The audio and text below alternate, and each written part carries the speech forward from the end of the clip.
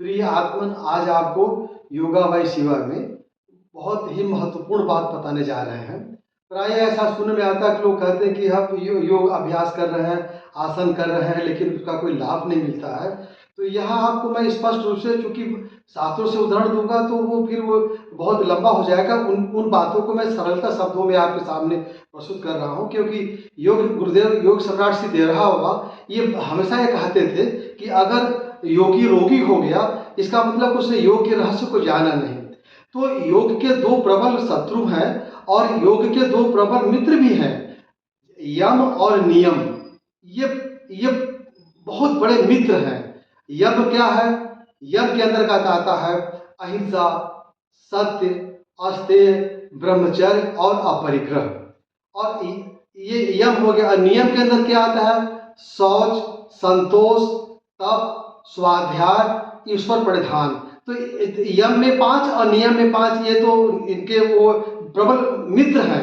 और अगर कोई जब किसी के अंदर में मान लीजिए अहिंसा का भाव नहीं है, हमेशा मारकाट कर रहा है, सत्य का आचरण नहीं है, और वो अस्तेय मतलब उसके अंदर कोई प्रकार का माने जैसे नॉन स्टीलिंग कहते हैं, और वो चोरी की भावना से हमेशा ग्रसित है, चाहे चोरी। तो ये सब चीज मैं व्याख्या करूंगा तो बहुत अपने में सब समुद्र है। बस इतना जानिए कि जो आपका अहिंसा, यम में अहिंसा, सत्य, अस्तेय, ब्रह्मचर्य, अपरिग्रह, और नियम में शौच, संतोष, तप, स्वाध्याय, ईश्वर परिधान, ये 5-5 मिला के 10 तो ये है, लेकिन 2।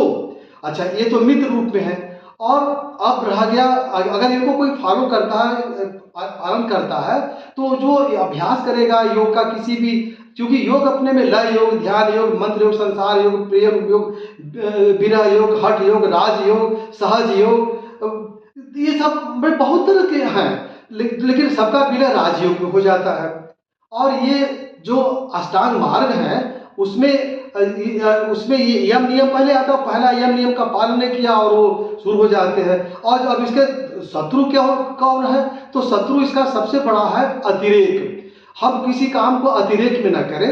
और वो व्यसन, तो ये जो व्यसन अगर हमारे लिए किसी प्रकार का है तो ये बहुत बड़े शत्रु हैं योग और आसन के, योग के मार्ग के।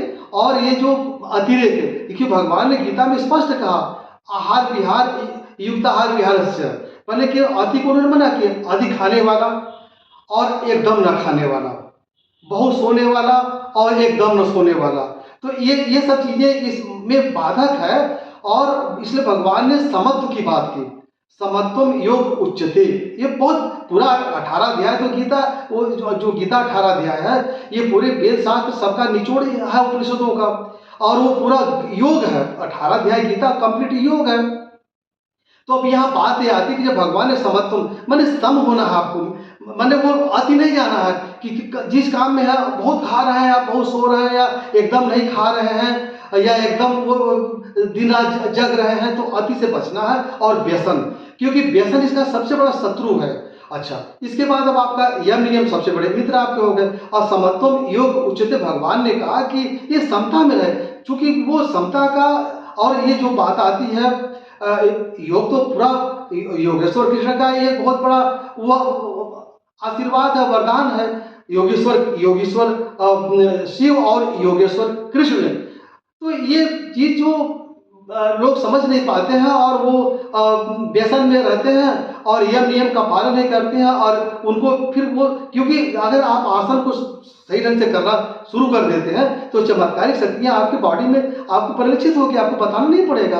आपका नख से सिर तक से बताया गया कि आप योग साधना करते हैं, आसन करते हैं, प्राणायाम करते हैं, क्योंकि इन चीजों के लिए जो अभी बताया, दो प्रबल मित्र, जो बहुत बड़े मित्र है यम नियम, और जो बड़े शत्रु है वो अतिरेक और अति, किसी चीज में अति करना। तो अति करने से योग का आसन, जैसे आप बहुत तनाव की स्थिति में आप बहुत व्यायाम कर लिए हुए हैं, और इसके बाद आप बहुत थके हुए हैं, और आप तनाव की स्थिति में आप नहीं, उसको नहीं करना है। आपको पहले सम होना है, और जब सम होंगे उस समय जब आप वो आसन करेंगे, प्राणायाम करेंगे, या कोई भी प्रकार की मुद्रा करेंगे, तो आपका वो अक्षर सफलीभूत होगा।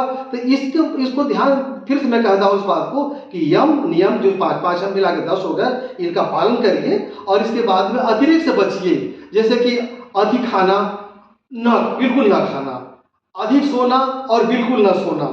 तो इससे अगर आप बचते हैं और व्यसन अगर आपके अंदर किसी चीज़ का है, आप ड्रग एडिक्टेड हैं या और भी तरह का दुनिया भर का वो पापाचार आपके अंदर है, वो जो यम नियम के अंदर आते बातें डिटेल में हम और आगे और विस्तार बताएं। बस आज इतने समझिए कि अगर इन चीज़ों से आप बचेंगे और यम नियम का पालन करेंगे और अतिरेक और व्यसन से बचेंगे, तो चमत्कारिक लाभ आपको आसन करने में दिखलाई देना शुरू करेगा और आपका योग और आपका आसन सिद्ध होगा। आज इतना ही, धन्यवाद।